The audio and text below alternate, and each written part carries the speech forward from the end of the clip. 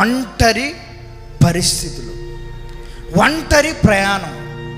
ఇదివరకు అందరూ ఉన్నారని అనుకున్నాము, వాళ్ళు కూడా లేరు. దేవుడు ఉన్నాడని అనుకున్నాం, ఈవెన్ దేవుడు కూడా లేడేమో, దేవుడు కూడా విడిచిపెట్టాడేమో, దేవుడు కూడా ఎడబాసాడేమో అనే పరిస్థితులు కనబడుతున్నప్పుడు, ప్రభువా నేను పెద్దోడినేం కాదు, ఇంకా నేను కాంప్రమైజ్ అయిపోతాను, ఇంతవరకు ఏదో జరిగితే జరిగింది, ఇంకా నో అనే పరిస్థితులు మన జీవితంలో కనబడుతున్నాయి ఇక్కడ. కానీ అంత పెద్ద భక్తుడు కూడా అంటున్నాడు, నేను ఒంటరివాడిని అయిపోయాను.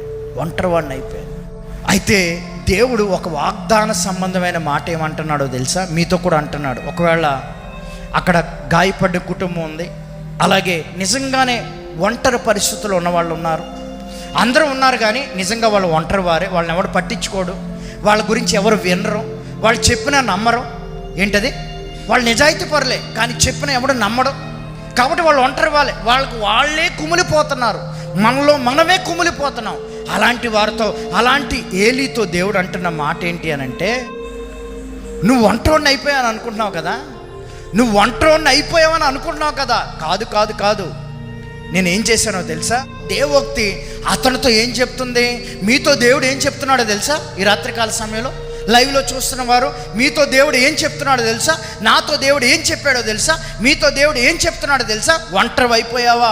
ఒంటరిగా ఉన్నానని అనుకున్నావా? నన్ను ఎవరు పట్టించుకోవట్లేదా? నా గోడు ఎవరు వినట్లేదా? నా బాధ ఎవరు తీర్చట్లేదా అనే పరిస్థితులు నీలో ఉంటే, దేవోక్తి దేవుని నోట్లో నుంచి వచ్చిన మాట ఏం చెబుతుందో తెలుసా? చూడండి.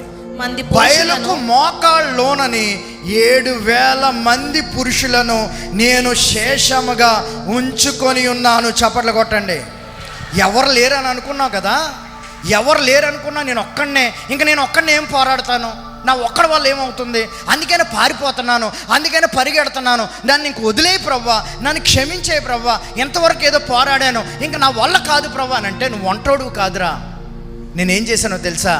నేను ముందు జాగ్రత్తగానే బయలుకు మొక్కని 7,000 మంది పురుషులను, హల్లెలూయా చెప్పండి,